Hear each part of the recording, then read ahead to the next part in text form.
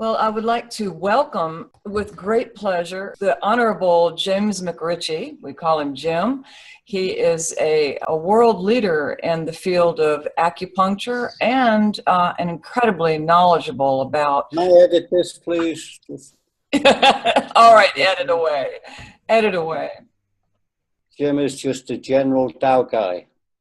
Right. A very fun and loving and wonderful person. He self-published the International Qigong Directory in 1995 and created the National Qigong Association in the U.S. in 1996. And at one point I read that back in the 1980s when he was practicing Qigong and acupuncture in Boulder, Colorado, he was literally the only practitioner. And now there are hundreds of them and there's a licensing and everything. So he really pushed along this whole field in the United States and no doubt elsewhere as well. He has 3 books out on Qigong or Qi and a wonderful website, the Global Qi Project. Oksana has put a link to it up in the chat. And the website really explains in a very eloquent and comprehensive manner what the Qi is, how it works, what it's for, and has the 8 extraordinary meridians Qigong practices, which I practiced last night with great pleasure. And if we ask nicely, we hope that Jim will lead us in one of them, perhaps smile at yourself or the 6 healing sounds, since we have so many musicians here. Every single person here is a amateur or professional musician. So I think the 6 healing sounds would be very interesting to us all. And then the other aspect of Jim's presence here today is that he's going to tell us about some stories, reminiscences about his time when he was partnered with Anna Wise and in England. And he was actually studying his Qigong, his acupuncture practice at the time. And he and Anna were together for 13 years and parented a wonderful young man, John Wise, and has lots of memories, knows Max. Jeff Blundell was right there in the nexus, the beginning of everything that happened in this work that we do. So we welcome you, we honor you, we thank you for being here, Jim. Thank you for inviting me. You know, after Anna had passed on, I stayed in touch because I had been in touch with Anna. We had, communicated for years. In fact, I did a review on her first book, or no, the second book, on Amazon. Anyways, I was grieving for Anna too, and so I said, please, Jim, please keep in touch with me, and if there's any more developments with the work, let me know, because I'd like to be a part of it. And I do believe it was through Jim that I got connected with you, Judy, because I got an email from you, and I was totally delighted. And then when I heard about your contributions to the further development of the Mind Mirror and your books and your CDs, I said, man, this is great. So the rest is history, But that's that nice connection with Jim. I'm really glad to see him. That's grand. That's grand, Marv. Thanks for sharing that. Yeah. It's so great when we have a rooted history with people and reconnect like this. So much the familiarity of old friends. You just can't beat that. I connected with Jim when I was assisting Anna at Esalen, and he would call her and she would sit there on the phone with him. I would be in the other room gathering materials, getting ready for the trip down to Esalen. And she was talking with him with such great delight. Just the happiest I've ever seen her. They just had such a lifelong, deep connection. And of course, while he's getting back on Zoom, whatever disconnected him, is that his work influenced Anna to some extent, because she talks about, hi, Jim, glad to have you back. Technology is wonderful when it works. I was just, we were reminiscing. Marv was saying that that you were instrumental in his reconnecting or connecting up with the Institute for the Awakened Mind. And I was just saying that I had met you while I was assisting Anna, and that you two would talk on the phone, and this was the happiest I've ever seen Anna. She would just absolutely radiate light. She was so delighted, and you kept her laughing, you know, in those last hard years, very hard years. That exit was very difficult for her. Shall I just say something about Anna's early days? You know, I met Anna when I was in London, and this would be about 1975. I'd studied with Anna Halprin in San Francisco, who's a dancer. And I'd come back from there, and I'd moved to London. And I was teaching something that I came to call natural dance. Fabulous name. I mean, you know, whatever time and effort and talent and money and everything else you pumped into something, if you didn't have the right name, it wouldn't work. And if you had the right name, it could be terrible the way you did it, but it could be a great success. But we worked hard on the name Natural Dance. And so I went to offer classes at something called the Franklin School of Contemporary Studies in London, and sitting behind the desk on the reception was this absolutely fabulously gorgeous, beautiful, fresh, bright, I mean, radiant young lady. Well, I was a younger man myself then. So she was the one that I was supposed to negotiate with to start dance classes. And she said, oh, I've danced and I'm interested. Oh, maybe I should do your classes. And, you know, and that was Anna. And I have a photograph of her sitting behind the desk before we had any personal connection. I just had a camera and took a picture, which was a nice thing. And so my pickup line to her, which I tried when we were having the first kind of introductory overview at this Franklin school, was something a friend of mine said, well, try this one time. So I tried this and said, well, Anna, I find you very attractive. Why don't we get together, have a couple of children, and then we'll see if we want to, like, take it from there, you see. And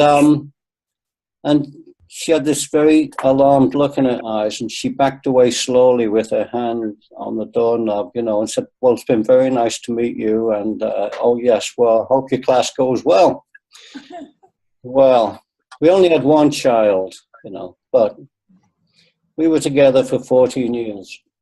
The first 7 years were in London. And at the time, at the Franklin School, she was studying with Max, and also with Jeff Blundell. Jeff was the guy that made all of the equipment. He was like an electronics wizard genius. And they together designed and built the Mind Mirror.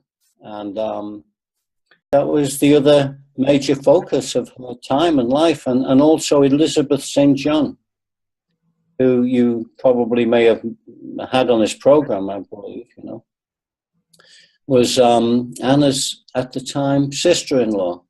You know, she'd married Anna's brother, Bill. And so they were sisters-in-law and sisters in spirit, and they were just like, you know, devoted to this work. And so she, we were there for 7 years in London, and she was involved with Max and Jeff, and we were always going out and, you know, going to the Audio Limited and finding equipment and hooking people up and everything. But the main thing that we were doing at the time was running the Natural Dance Workshop, which for some reason I can never understand became hugely successful throughout Europe. So it kept us occupied very much. When we, and Max was, he really was like, you know, I don't know what you call it, a master, in the sense of an enlightened being, in the sense of a Zen master, a sense of someone whose presence radiated such serenity.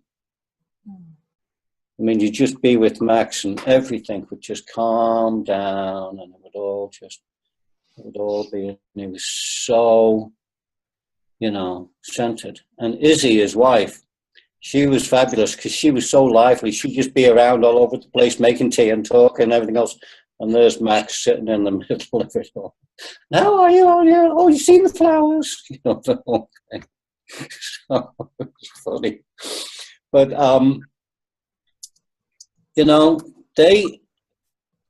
we moved to the United States in 1980. We got married. After 7 years, we thought, oh, well, let's get married and have children. And so to the United States, but we were only supposed to do 1 year. It was just a sabbatical. We went to Boulder in Colorado, and her parents lived in the next town called Golden. It's like half an hour little drive along a beautiful road and stuff. And she'd gone to the high school in this next town. And so she had old friends there, and she'd done the university there. And so I started an acupuncture practice, and we didn't do natural dance for various reasons. We thought we were going to take that. But she started to teach the Awakened Mind program. And I don't know whether anyone was ever on site. I did actually see this like 2 days before. But did you ever see the space shuttle take off? That was what happened with Anna and the Awakened Mind program. She just had vertical takeoff. I mean, there were people that they couldn't believe what she was doing and saying. There was the Biofeedback Society of America, I think it was. Whatever their names were. But there was like this whole Elma and Alice Green were involved in the Biofeedback Society of America, and Carol, somebody or other, and Ed, and they had this whole organization, national, and they just loved her. They just took her on board from like the moment she got off the plane, because she was talking about biofeedback, not to measure your physiological functions, your blood pressure, your this, that, the other. She was talking about consciousness. And nobody else was kind of doing that. They hadn't got there, and the brain waves, and I mean the whole thing. And we created something called the Evolving Institute.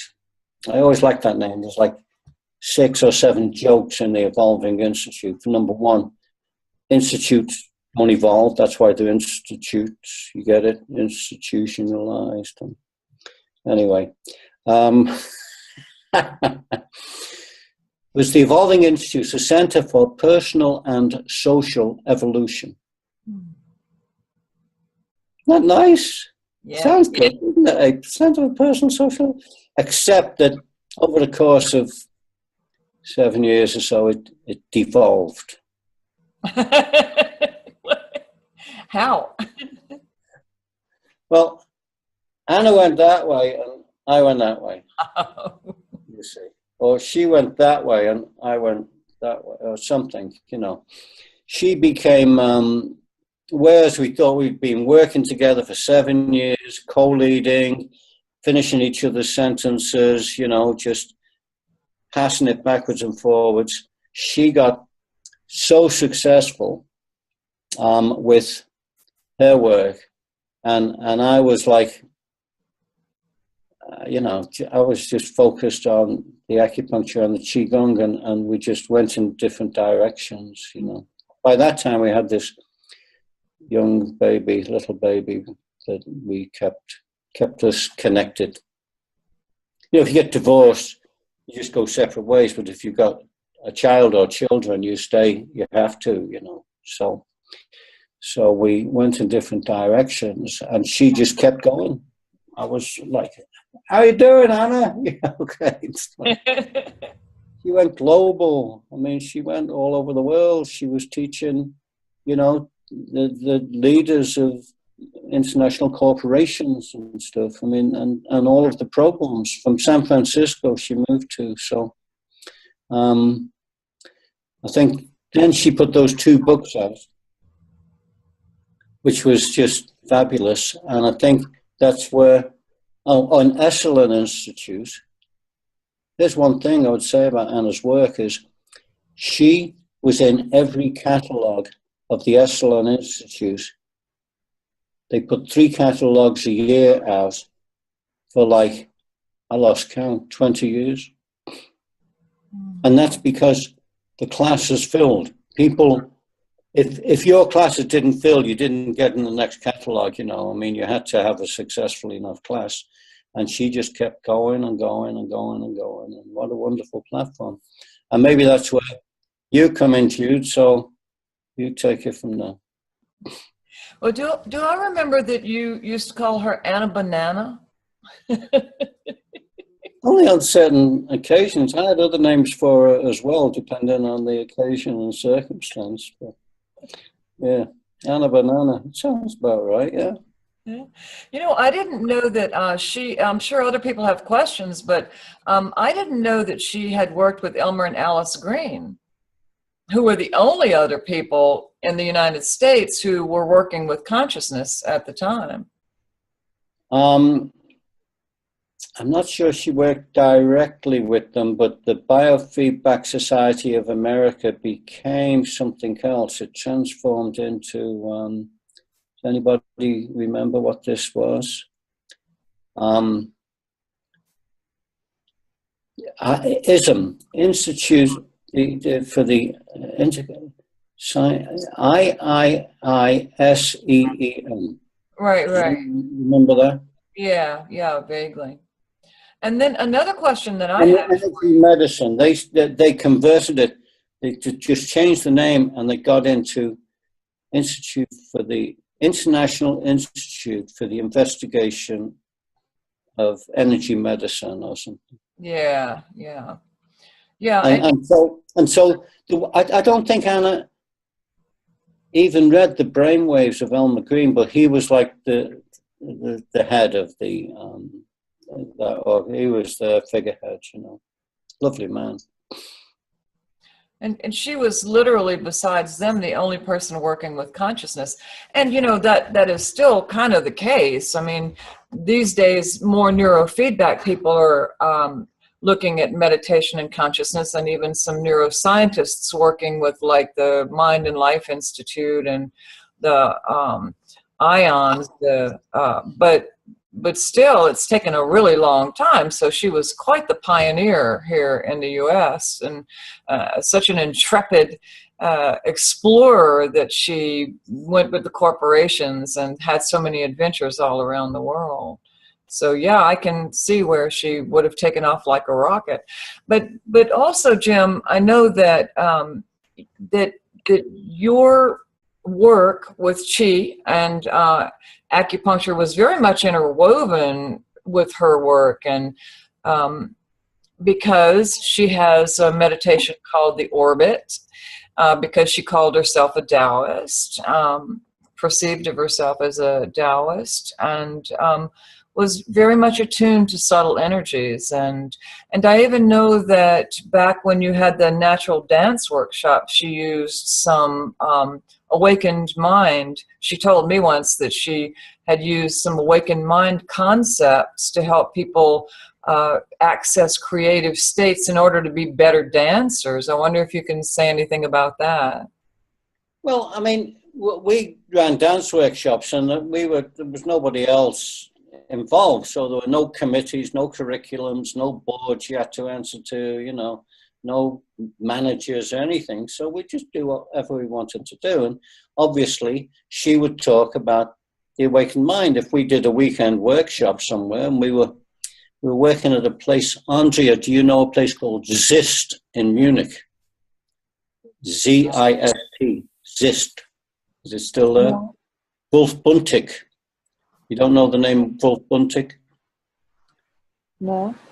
Oh, well, it was in Munich, and they had this whole center, and we'd go there like 3 times a year, and we'd do Holland and other countries, you know. So it was all kind of, in a weekend workshop, you could do whatever you wanted to do. long as people liked it and kept coming back, that's all you needed.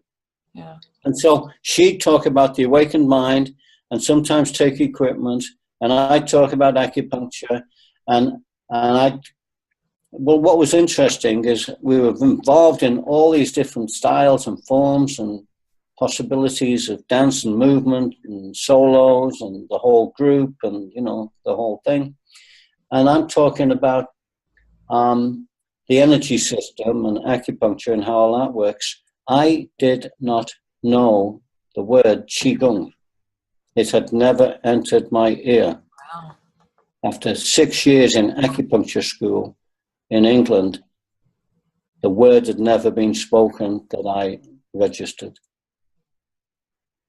I mean, what's interesting about that is I was actually doing it, but I didn't know that I was doing it. Yeah. All the movements and stuff. Weird, isn't it?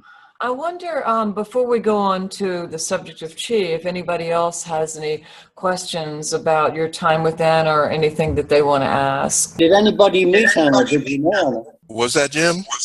Did you meet Anna? Did you know Anna? I did correspondence with her by email. Oh, right. And yeah, so we had a nice communication going for a few years. Oh, Her and her assistant too, when she was in Esalen, you know. Right. So. And I know that Jim Henry, like so many other people, had it in his mind with a friend of his to go to California and study with Anna, but never got there. And I hear this story quite often, you know, of people's regret that they didn't act on that impulse to go right then and meet her. Jim, had Anna recorded any of your brain waves at any time? Good question. You talking about me? Yeah. Oh, well, it's Jim Henry. I didn't know whether you were talking to Jim Henry. Okay, I'm sorry. It was usually just a flat line, as far as I remember. Flat line. We kept trying, you know. I mean, you know, it comes a point where. No, I think that I have incorporated the teachings in the sense that when I teach my classes, and the style of Qigong is called Neigong.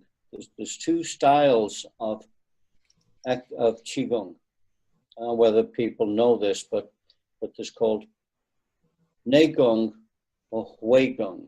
And Huigong is all the external forms, all the things, you know, swimming dragons and 8 pieces of this, that, and golden bells and you know, animal frolics. And I mean, all of the things that you see visually, all the external movements, that's called Huigong, which means external practice. And what I do is Neigong, it's N-E-I, and it means internal. So it is very, very much meditation. I do not do a lot of external form. I mean, I've learned some, I know some, etc., etc. So this is how my Qigong is practiced. I'll see if I can get a little bit more distance and you can see. If you were looking to practice Qigong, this is how it's practiced. Ready?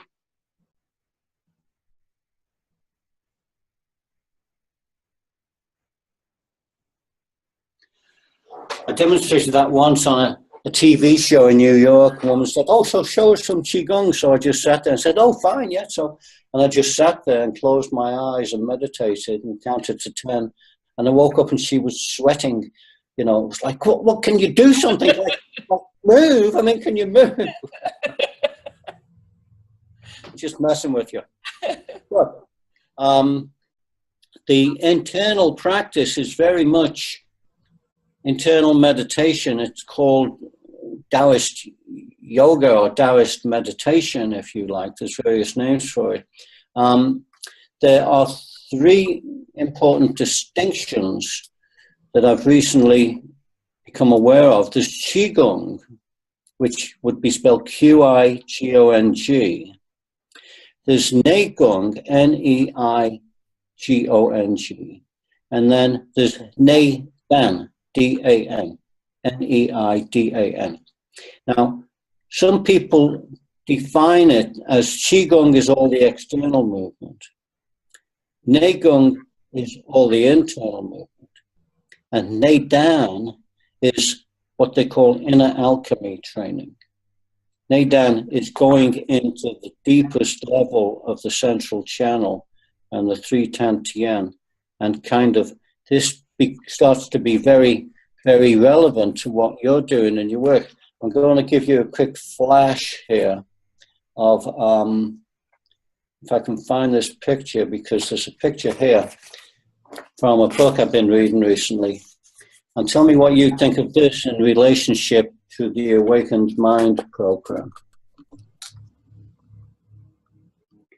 What that is doing is illustrating the relationship of the advanced level Neidan practices to our good old favorite, all-time champion, the pineal gland. So when you get into this higher level of the Neidan practice, what you're doing is, increasing and accentuating.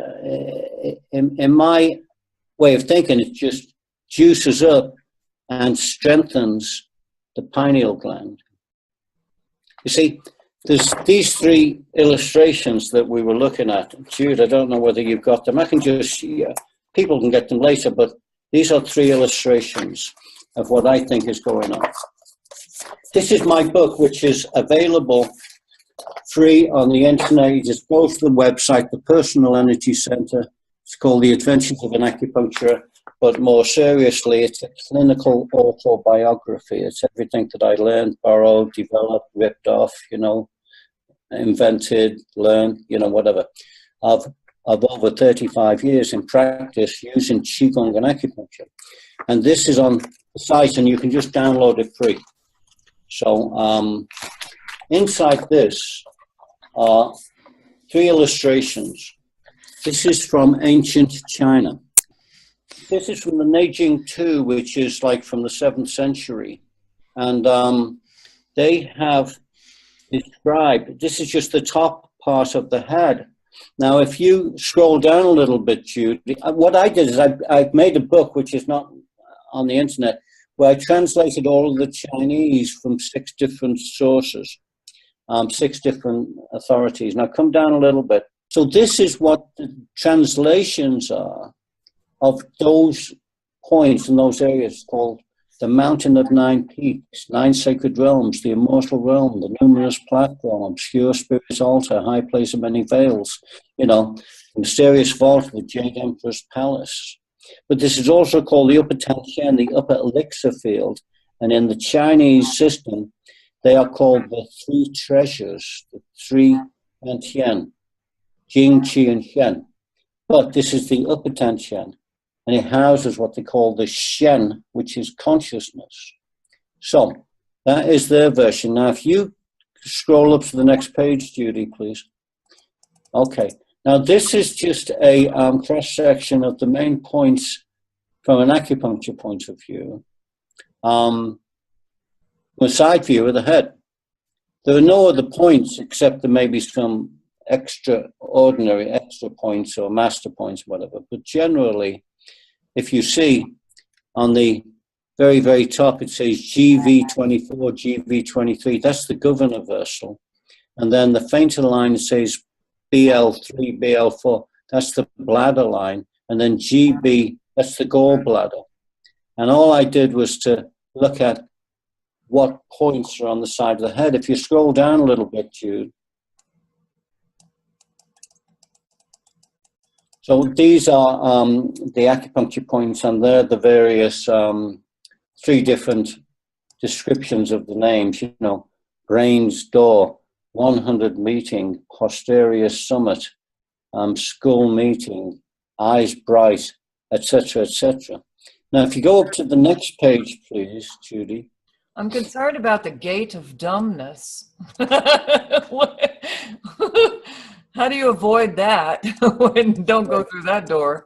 Now, if we look at this, what you see is what we know now to be a cross-section of this human brain. And if you look at that whole base structure, I mean, that's called the upper dantian, the upper elixir field, right? And I mean, look at all the stuff in there. It's packed with all kinds of things. Well, importantly, if you looked at like where 3 o'clock would be on a clock face, it says the pineal body, and you go straight in. That's the pineal gland. And then you've also got the, where is it, the pituitary down at about 7 o'clock. Mm-hmm. The pituitary gland, and how that is, you know, in close relationship with all of these. I mean, wonderful, isn't it? Where do they make these things? It's incredible. All that comes from one cell. Amazing. But what we're saying here is the relationship of all of that to the, particularly in my mind, to gamma frequency.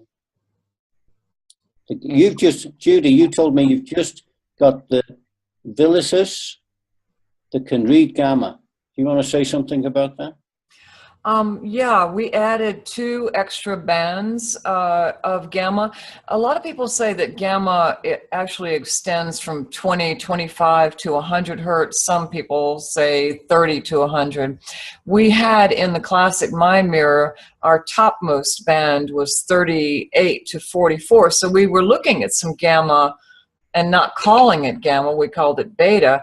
But then when I started working with Steve Clark, the first thing I said was, let's add some gamma. So we've got 2 bands now, one from 44 to 54 and another from 54 to 64, which is about as high as you can reliably look at gamma because of interference with mains electricity. But yeah, so what about, can I ask you the pineal body? The main thing I know about the pineal is that it's where we experience light. How do what do you? Well, that plays into some stuff that I'm kind of now getting information on, because there's very, very little written and available information on the higher level internal practices in English. Now, I mean, I'm putting that in the context of having, you know, originated the National Qigong Association in the United States, which has got like some 400 or 500 members all over the country, but all of the top kind of people, well, at least, you know, a majority of the major guys like Roger Yankee and Michael Wynn and Solala Towler and Francesco Garipoli and Damaris Jarbo and all those people, right? They didn't have this information. Right. So this guy has just put this book out. It's called White Moon on the Mountain Peak. His name's Damo Mitchell, D-A-M-O. His name was Damien, so they abbreviated it to Damo Mitchell. And he's that little illustration I was showing you, where it makes perfect sense to me that if you are doing these advanced level practices, you see, so what you're doing, I can't point to this. If you look at that illustration, there's a point that goes from here to here. Okay. You see that? Right. This is called Yin Tang, the upper channel. This is the base of the skull. And as you bring in the qi in, you open these, and then there's the top one, which is the top that's going right through the central channel, called the Chong Mo, or the thrusting channel. And where they intersect, that's to say where this is coming down, and these intersect, and probably from here to here, all of that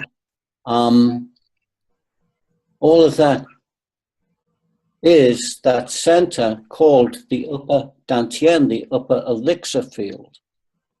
And so when I look at this guy saying, well, in these, because he's just, this is all he's ever done, and he's trained with some very advanced level people in China and beyond. But when he says, what we're doing is increasing the energy that's coming in at this point, and that channel is called the heavenly eye, and the channel directly back is the bright hall.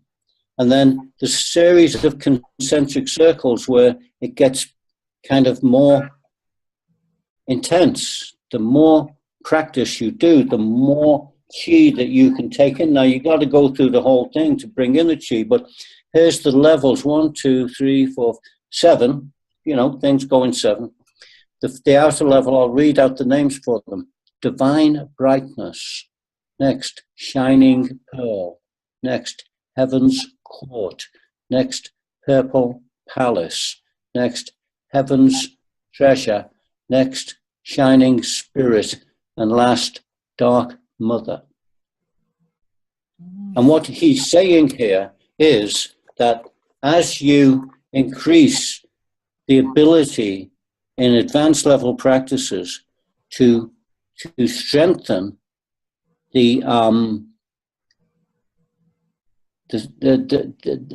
that center, he's actually literally saying it is the pineal gland. It's called the mud pill palace, the pineal gland. I mean, he's not like saying it's somewhere in the lower brain. So my statement with that is, because I mean, I think this is important for a number of reasons, but one is the fact that we are about to get hit by a freaking tidal wave of Alzheimer's and degeneration, you know, because the whole society is getting older. And well, wouldn't it be good if there were ways, and you're looking at this from another point of view, but wouldn't it be great if there were just ways to stop that from happening? Yeah, you know, Jim, you and I were talking the other night, and you were explaining to me about Neigong, and I was saying that Qigong has always been very difficult for me because I have problems in my spine, and one little teeny tiny move wrong, and I'm in trouble for weeks. But Neigong, being this sitting practice, is really exciting and welcoming to me as a way of managing chi while you're actually sitting in meditation. And of course, it requires attentional awareness, which increases your meditation practice. And of course, it's going to increase your chi. And what you said the other night that really excited me, and John Farron is a medical doctor, and I think Peter Marshner is going to review this, at least also another medical doctor. You were telling me that that placing the mind on the chi and moving the chi actually moves the blood and the fluids in the body, which ultimately affect the cells and the tissues and the organs and all the systems. So this potential healing ability of this Neigong is incredibly exciting. Certainly it's affecting your ability. Well, I mean, I guess this is a central question here for our awakened mind practitioners and self-trainers on this program with us, is how, what is the relationship between the awakening the mind to higher states, and even potentially that circle you showed us on that pictogram, the evolved mind, and increases in the chi. So how do those correspond, or can you say something about that? The more energy, the more life. The better your energy, the better your life. This is one of the things that I had written in trying to describe what happens with the upper ten chin. I said, The microcosmic orbit meditation and Qigong practice may contribute to healthy function of the human brain. It may help offset such degenerative conditions as Alzheimer's and Parkinson's disease. After all, you're not going to get very big, juicy, healthy tomatoes from your tomato plants if they don't get enough water. It's the same with the brain and qi, blood, and fluids.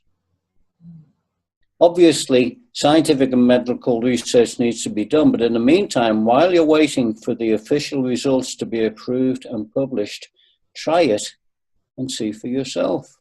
Qigong may become a gold standard for helping prevent such conditions and for correct functions of our brains, our minds, and our consciousness. Now, I incorporate this in the initial meditations that I do, the Awakened Mind Principles. Just in the first beginning of a class, adjust your body, adjust your breathing, adjust your mind. They're called the 3 adjustments. And as we're adjusting the mind, I go through and turn off the beta and increase the alpha and, you know, talk about it's just like part of my everyday life. Because, I mean, just the ability to turn things on and off and have control over them. But I think that the gamma is definitely to do with what's going on between there. And the stronger that is, I think that the principle is simply this, that the qi, the way it works on a biological level is that the qi energy moves the blood and the fluids. That's a direct relationship. If you've got the qi stagnant or empty or blocked or overactive, well, what's going to happen? You're going to get the blood is going to get stuck there, or there won't be any blood going there, and the blood's feeding the cells. And I mean, all I'm doing in my clinical practice, which is most of my working day, is, you know, I mean, I've seen patients kind of across the board in every age and shape and size, and I'm doing this all day long, you know, sometimes. But all I'm trying to do is to get the energy system functioning correctly so that it's got the right balance, free flow, quality, volume, and proper relationship. And that amounts to correct function. All of that's in the book, which you can just download anytime, you know, when we get off this if you want. I mean, I've tried to explain all of that. But the qi moves the blood and fluids. The blood and fluids feed the cells. The cells make up the tissues. The tissues create the organs and functions, and all of that creates one whole. That's common. That is understood in the field of acupuncture. But where Qigong comes in is this, and this is like really right in your, I'm throwing the ball back to you here. The mind moves the qi. In Qigong, the mind moves the qi. And that program that's further down on my website, that's called The Whole Thing, that's the 8 Extraordinary Meridians training program. You can download that. It's free. And there are all the audio tracks, as if you're sitting in a class and going through each class. And, you know, all of that is just, it's all there. I mean, you know, I hope that proved useful, but it's helped. Apparently, it works. The way my role in this, you're always trying to figure out, well, where do I fit in the big picture, and, you know, blah.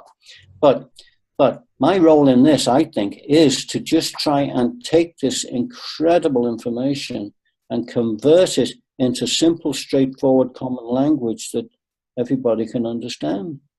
Because when you're talking the Chinese, it's like, that's it, the bamboo curtain comes down. I mean, you know, nobody can make the sense of the Chinese. So I'm straddled between the Chinese and the English and trying to just, my sense of this, the example of it in my own everyday practical survival reality was to name the center I've just opened in Liverpool, because I was in Boulder and I've just moved back here.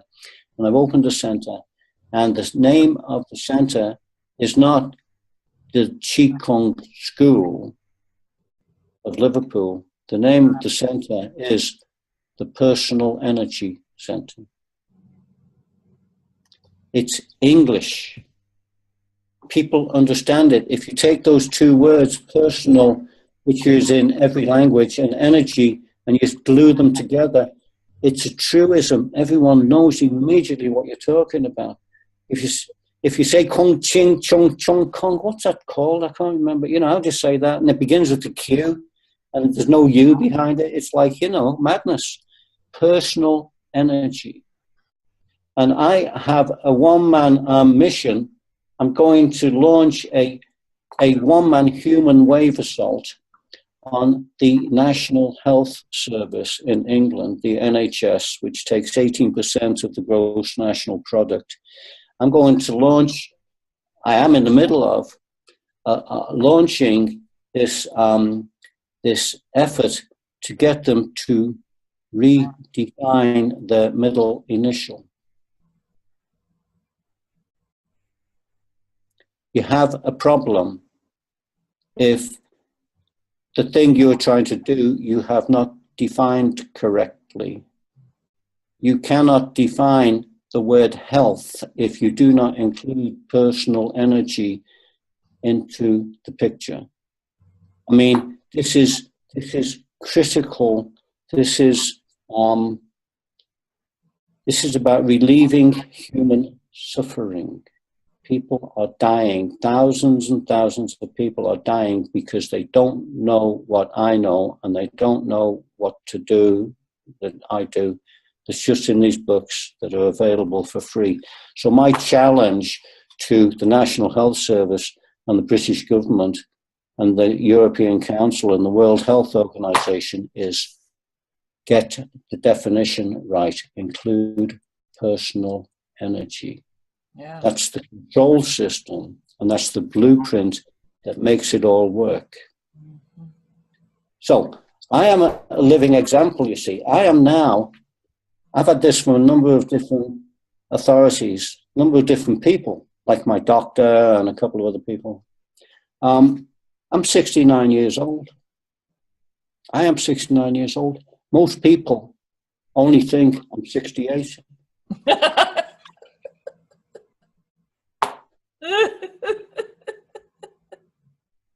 They're muted, or you would hear a lot of people laughing. But all I can say is, you know, this is all available. You can go get it. It's like if you go into the National Qigong Association website, it's www.nqa.org. Couldn't be simpler. nqa.org. You will enter into a magic window, and inside there you will find at least 100 other websites of people who have devoted their lives to this work, and there's no end to it, and it is wonderful and beautiful. And so, to me, the best life-affirming thing that I've ever seen, apart from the Institute of the Awakened Mind. Wonderful. And you know, Jim, I just want to say thank you again publicly for the hard work that you put into culling through Anna's tens of thousands of emails and finding the contact details for practitioners and people interested in the work. 11,000 emails she didn't know how to delete. 11,000 emails. And, you know, this institute is only possible because you did that, and that, you know, created a basis for me to network people through into the institute. And, you know, this is what's going to keep the work going. And Andrea and people like Andrea, who has stepped forward to record Anna's unrecorded meditations, and Max is also, and is creating this Mind Surfer media, and really going to record the meditations in other languages as well. So, you know, we have a real, I guess, a phoenix situation. This whole thing could have stayed in the ashes, but for that impetus you gave us at the very beginning to enable us to rise and keep going. And John and I promised Anna when she was in the final stages in the hospital, she wasn't even able to speak anymore. I wasn't there in person because it was just going on and on, but John and I promised her we would do this. Wonderful. And you did. And what she said, I said, what happened when you said that to her, John? Because you must know she had MS and it was just, everything was just shutting down, and she ended up in the hospital in Monterey. And I said, what happened afterwards, John, when you said that? He said, she kind of mouthed, thank you. And then this great relief came over her, and she was able to just let go. And she's on your board of trustees, is she? She's like on the non-material kind of immortal board of trustees, along with Max and stuff that you check in with periodically. Is that right? Well, I loved it when Isabel passed over last fall, and Jim and I talked on the phone, and he says, well, I guess now this means that Isabel and Max and Anna are all up there brainwaving God.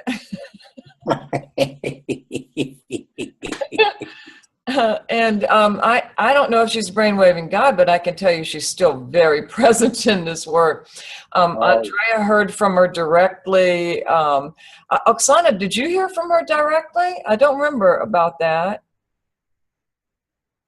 I mean, she just gets around. The latest was a woman named Cindy Margaret's, and she's a neurofeedback therapist who, just while doing her work one day, very clearly in her ear, out of nowhere, heard Anna say, will you carry on my work for me?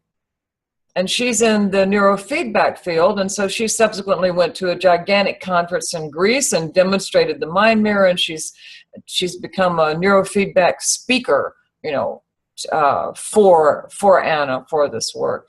And Anna sent somebody to me for help with her gamma, gave her my name in a dream. And the stories just go on and on. You know, she's still very, very present in this work, and I'm sure Max is too. Judy, if you were not the quarterback that I could have passed this to, this would have just disappeared, and you deserve absolute and complete, you know, acknowledgement, recognition, and credit for picking this up. And now Oksana and Andrea, and I don't know the other people's level up, but you know, how wonderful. I am so appreciative, grateful, thankful, you know, that you are carrying this on, this wonderful, wonderful, wonderful work. So thank you. This is what they do in the Tao system.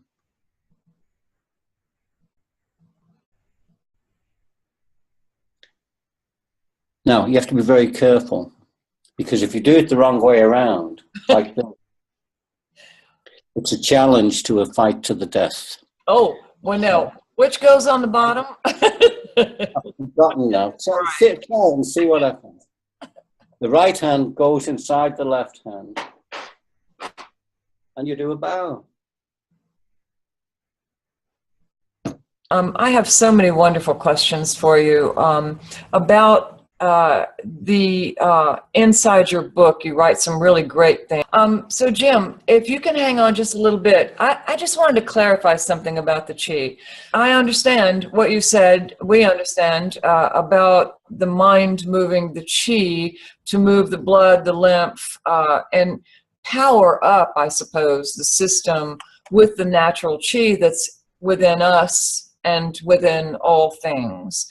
And then certainly it would be an awakening experience to do these practices because of the attentional awareness that's involved in them. And also, you know, the connection. I mean, the awakened mind can be self-healing and self-evolving, but only if it's in touch with you know, the multiple realities that are this field of infinite awareness, this universal awareness. And certainly these practices, your 8 extraordinary practices, and they are 8 extraordinary meridians Qigong. They are extraordinary. I practiced the smile last night and the 6 healing sounds, and woo, really you could feel the subtle energies move and my body charge up. So here's the question. You write in your book the different uses of Qigong and the medical and so forth, but then you get to 3 more. One is extraordinary human abilities, another spiritual development, another immortality. Of the extraordinary human abilities, you say that that the use of Qigong will help people operate at a higher level than normal sensory perceptions and experience, and perceive at a broader, higher, and finer levels so that we can tune our sensory apparatus to higher frequencies. Now, of course, we're all interested in gamma here for lots of different reasons, mostly because it is tuning to higher frequencies and higher levels of consciousness. And then of the spiritual development, you say that in order to cultivate the spirit body, Taoist monks refine and purify their bodies, thereby raising their energy bodies to a higher frequency and volume. And then under immortality, you say that... Are you reading from my book? I am. Oh, okay. You say that the immortality, the practice, the procedure for attaining immortality is condensing the energy body into a pearl, which then enters into the immortal realm. And so my question is, do these things naturally occur with the 8 extraordinary meridians Qigong or Qigong practices, or are these more of these esoteric, would those things happen with more esoteric things than we have access to, since these practices were so secret in China for so long? Can we attain immortality if we do your 8 extraordinary practices? And will it help us evolve awareness into, say, the evolved mind or the gamma mind or higher states? I think the immortality thing is the advanced level. I'll be starting next year. I think we'll sell group tickets, you know.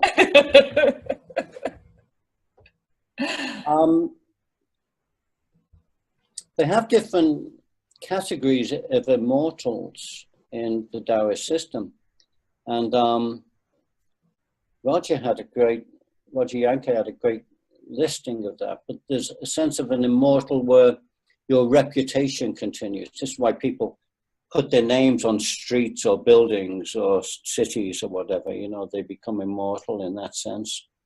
And there's an immortal in the sense of staying healthy as you get older. You know, just that Master Duan is 93 years old, and we need to tell you to look at the video Qigong. What was it called? Qigong for the 21st century? Yes. Did you get that? I haven't downloaded it yet, but yeah, that's what you told me the name was. Did you get the link for it that you could send to people? Yeah, and I'll copy it and put it in the chat.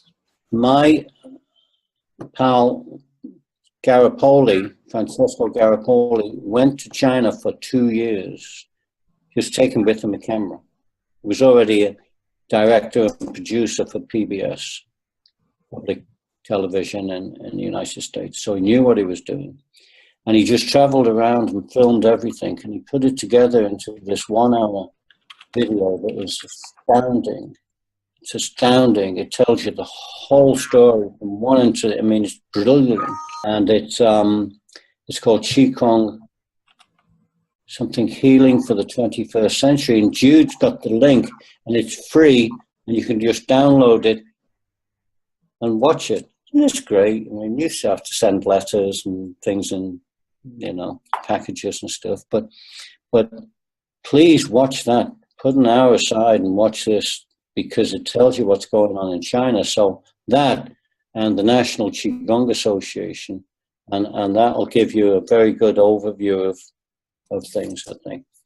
The thing about the immortality training, all of this might be legend, mightn't it? Because no one's ever seen it. They didn't come back. When those monks disappear, they don't kind of come back. But this is the picture that they have in this book. This is a very old picture. It's called the egress. And if you can see, there's the practitioners sitting there, and the energy pearl leaves via the pineal gland, the upper dantian, through the Bahui point, and enters into the immortal realm.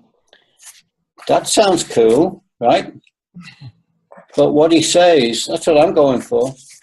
He says immortals, there are 4 different kinds of immortals: earthly immortals, ghost immortals, spiritual immortals, and heavenly immortals. This is the description of heavenly immortals. There's the book. White Moon on the Mountain Peak, Damo Mitchell. Damo Mitchell. You can tell I've done this before because I know how to move it around the picture, right? This is what he says: heavenly immortals are those who are said to have truly attained immortality. They purified the true consciousness and freed themselves from the bondage of Xing and Ming, 2 different kinds of energy. After a long life of vibrant health and wisdom, they fully attained the golden embryo and move into the various levels of the immortal realm, free from the cycle of rebirth. Very few are said to have attained this level of skill. So, I don't know. Sounds good to me. It reminds me of the secret of the golden flower. That's the Taoist text describing these practices. Yes, yes. And that one was a breath where you breathe in, breathe from the root upward on the inhale, and then hold the breath on the third eye, and then let it, and what they said was that if you practice this sort of breathing, that you would be able to purify your physical body to the point where you would move into the energy body. I don't remember the term they used, but then you would be able to dematerialize and rematerialize. That seemed awfully simple practice to get all of that benefit out of it. But I guess a central question here is the basic premise that if you do this Neigong, this what you called it, you had a nice word, inner alchemy practice, like the 8 that you have there, is the supposition that you are purifying and refining attention and awareness and the physical body to such an extent that it will raise your frequencies of vibration, tune you to higher frequencies, and give you access to these levels of higher consciousness. Is that the basic premise here? I am going to basically throw it back at you and ask you to go and do research on gamma and try and see how that fits with what I've been discussing, because you have ways of measuring it. Right? You're right.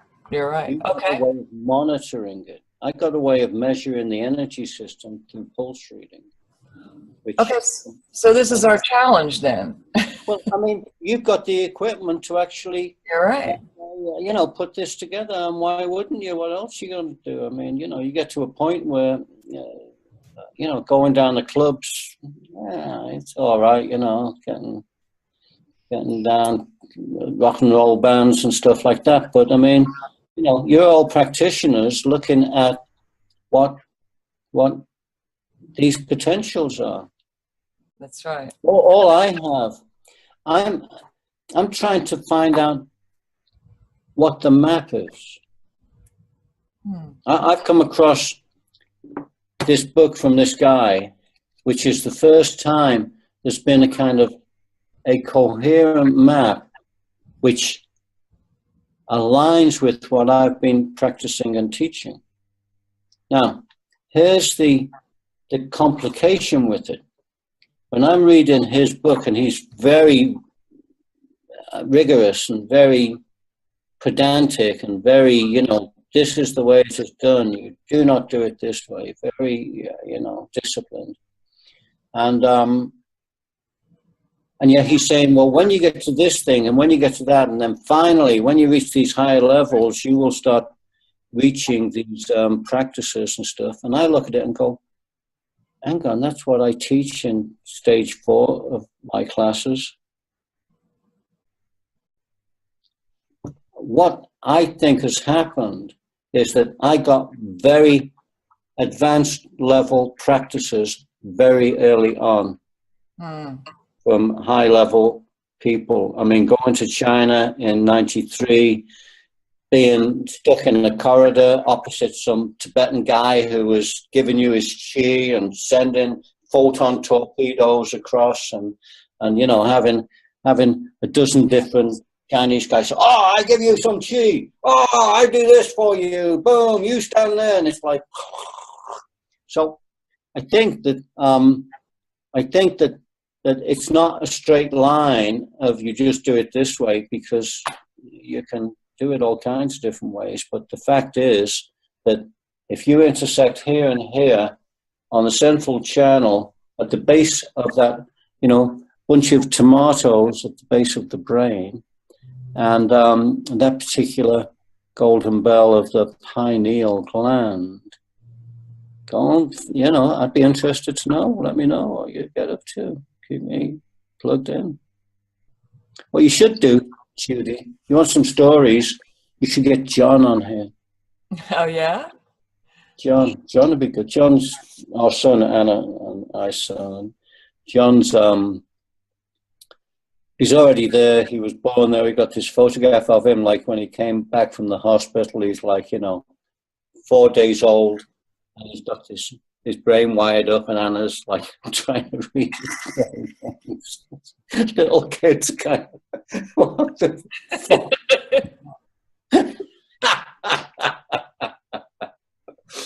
But John would be of interest, I'm sure, because, you know, if it wasn't for John, it was the both of us that, you know, put this together and passed it on. And thank you so much, Judy, for everything that you have done.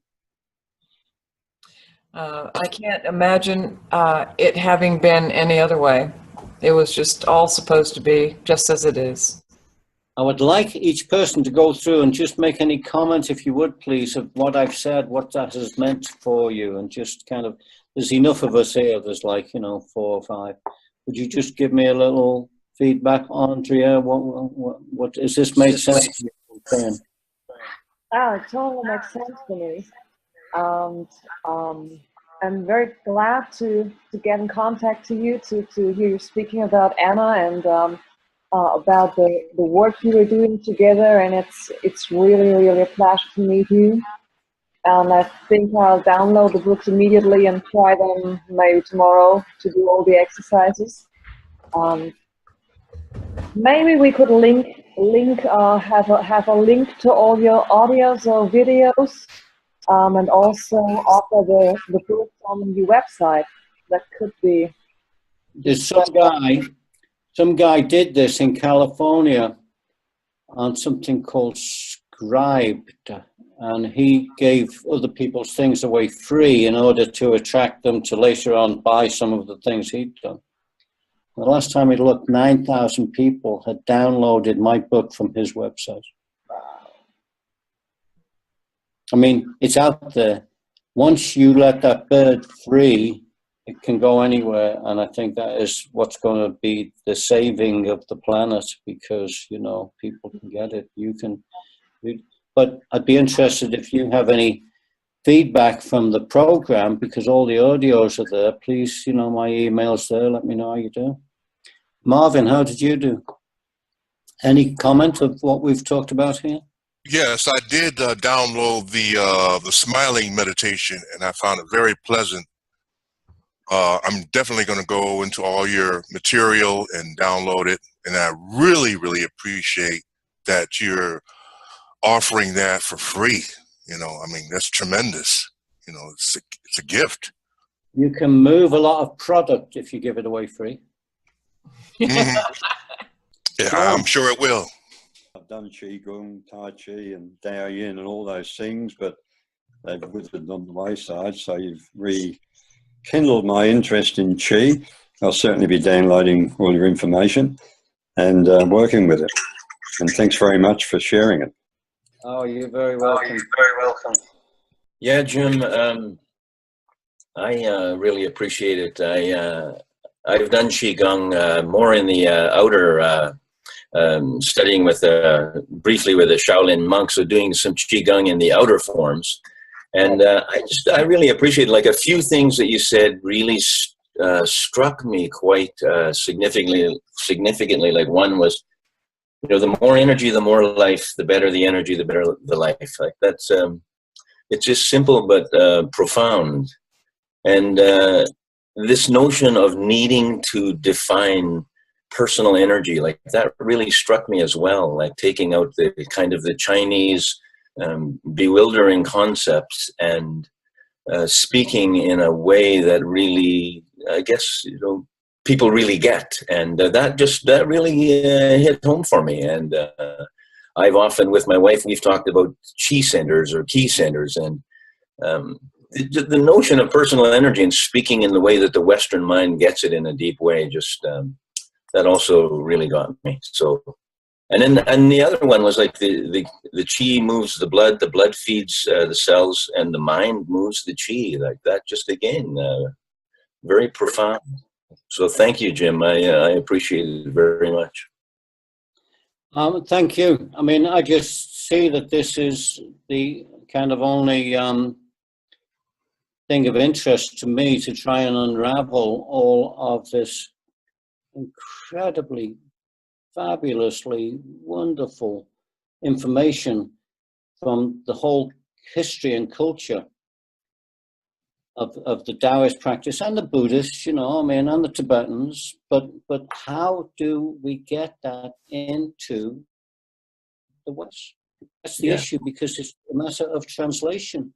And you know, what we found that was like both appalling and very curious is when we created the National Qigong Association. Like, I was the guy that kicked the ball to start the game, but a lot of other people joined in. What you would see happen, and this is in the US, right? It wasn't over here. What you would see happen a great deal is that the guys that got the Qi moving and were teaching and leading groups and writing books, what they started to do is they started to put on the Chinese gear, the Chinese clothes. They started to, like, you know, act like they were Chinese. Some of them adopted Chinese names. And it was like, instead of taking that stuff and getting it out to the people on the streets, brother, let's start the revolution, you know, what they did is they became pretend Chinamen, superstars. You know, they started, and it was like, hang on, pal, wrong direction. We're not doing that. We're doing this. You know, it's kind of like, so the ability, I think, I just couldn't be more excited about having found that name, personal energy. I said to somebody who was training with me, and she said, oh, this is fabulous. Oh, I've got to do this. I'm going to teach people. I want to learn it. Oh, I love this Qigong. This is in Liverpool. This woman's a jazz singer. She's like a jazz diva. I mean, people she's won national awards, you know, so she's very able to put it out there, and she can take over and stuff. And I said, Suio, take a little, you know, pad, a notebook, and I'd like you to go to the corner of the street, which is like Times Square from where my office is. You know, there's a lot of traffic, all kinds of people, tourists, students, street people, you know, I mean, just hipsters, and they're all milling around. I said, I'd like you to go up to the first 20 people that you meet and say, excuse me, sir or madam, I'd like to talk to you about Qigong. I said, my prediction is that what's going to happen is they're going to get a very nervous look in their eye, want to reach in their pocket, give you some spare change and get away as fast as possible. This is a very elegant, beautiful woman, you know, but I said, now I'd like you to take it to another 20 people and say, excuse me, sir or madam, I'd like to talk to you about your personal energy. My prediction is they're going to say, oh, I've wanted to talk about that. Have you got a few minutes? Can I buy you a coffee? You know, I mean, that's wonderful. And all you do is you translate the name into the language because, you know, and so we'll see what happens. There's Oksana. Yes, Jim, it was really amazing, I don't know, to meet you, to know you virtually. And my personal feeling is that it's not the end of it. I really feel like we should continue doing something together, do some research, I don't know, test your meditations with Mind Mirror and see if it does, you know, get some people who are, I don't know, good, who are beginners to, you know, to test if this will develop their gamma. And it would be really nice maybe even to do some practical exercises together online. That's what I feel like, because I feel like continuing. I feel like the thirst and appetite just building up. And then we are going to end this session soon. Isn't this like very strange and bizarre? We started off in 1981 creating the Evolving Institute in Boulder, Colorado to combine biofeedback, you know, and the mind mirror with Qigong and acupuncture, and it all just, and here we are doing it online. How amazing is that? Funny. There's a gentleman here on the screen, John Farron. Are you muted? Are you listening, John? Yes, of course. Yeah. My story is kind of odd, given you were in Boulder all this time. I crossed paths with Mantak Cha in 1980 in Denver while I was trading. And of course, he was totally incomprehensible in terms of understanding his talk. But actually, I've worked with Michael Wynn over the last 10, 15 years, 10 of which have been internal alchemy. So I think all of what you're doing is fabulous. I also, you know, that's the Healing Tao tradition, which some of you folks may know. But Michael, I know, knows you because he's recommended your older books and so forth. And I just want to throw out, though, you all are talking a great deal about gamma. I think from a practical point of view, I think there's a lot to be said about exploring the domain of delta. My own view is that as a physician, where we connect on the nonverbal level is probably more reflected in delta. And my rationale, of course, I always get into these because I'm trained in the medical reductionistic, materialistic, medical, Western medical thing. I tend to look at the, read in that domain, but also look at the alternative. And I like to cite Karl Pribram. Many of you may know Karl Pribram from his work as a neurosurgeon exploring the anatomy of brain. But one of Karl's comments, he was on the stage with the fella who created Neuroptimal, which is a bilateral brain synchronization program I've mentioned. He said, well, after all this, we really don't know whether these brain waves are causal or they're a reflection of what's going on. And when you say the mind moves the chi in that realm, if you will, in that worldview, in that cosmology, mind can become very poorly defined as a language, as a word. But I think consciousness, something, what we all are, where we all are one, the oneness is reflected by delta, and I think that is the connection. And of course, I've done Tai Chi and Qigong practice myself daily for 35, 40 years. So I can't recommend it more highly to anybody else on the program. So that's kind of my, and I live in Golden, by the way. I live west of Golden with the hills. Oh, you live in Golden? Yes. That's where Anna went to school, Golden High School. Yeah, my kids too. Oh man, I would have. That for a small world. We were in the same room together when Mantak Chia came in. I was on it like a dog on a bone, you know. I mean, well, do you have his old VHS tapes where he's talking about the spinal flow? You can hardly understand what the hell he's saying. No, he was the guy that brought it across, wasn't he? And Gunther Weil. Yes. Michael Wynn and Gunther Weil. Well, Michael did all the editing early on, about a half dozen, 8 books, I think. Yeah. Well, what I'm sort of inspired, Judith, I don't know whether I have the time, but one of these years it'd be fun to take, Michael puts on, and the Healing Tao Bunch put on a summer camp with a lot of courses. And I've threatened to bring the mind mirror and hook everybody up one week while they're doing one of his inner alchemy courses. I'll do that. If you could get Michael Wynn wired up on the mind mirror, would you be able to turn down the volume and the kind of level of his, just so that he would think and speak like a normal person? Well, I just want to see what he's like, what's reflected, if there's anything there when he's in his big chi field. I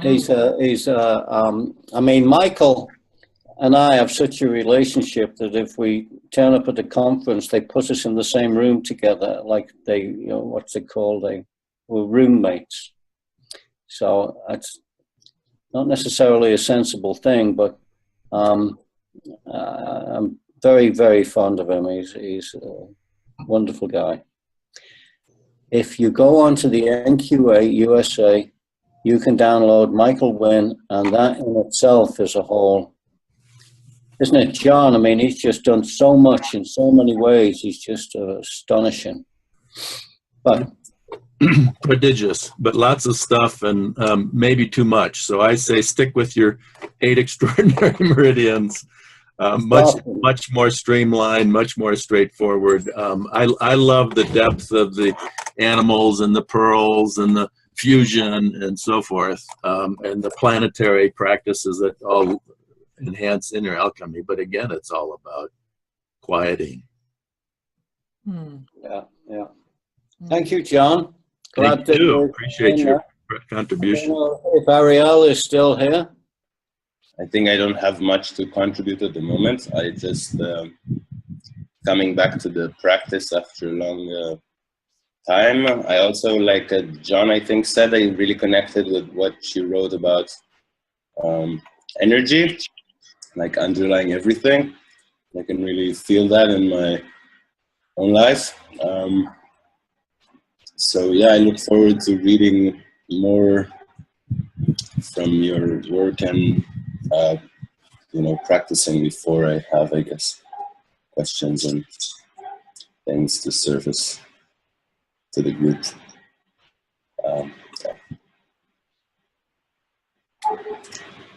Well, thank you. Thank you. Good. Over to you, darling. Wrap it up and sail it away.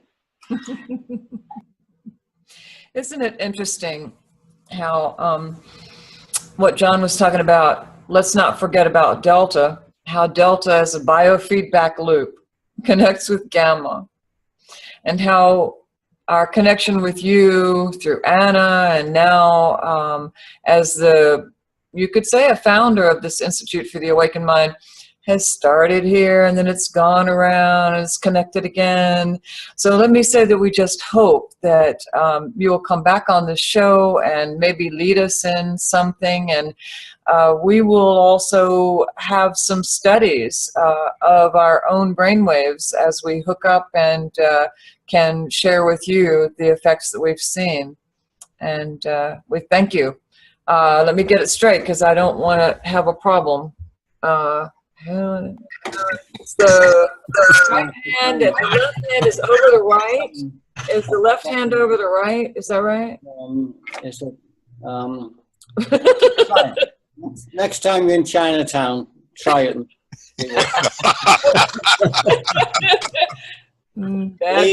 Please get John Wise on this show. You will love him. He is absolutely an example, a manifestation of what it means to grow up with an awakened mind.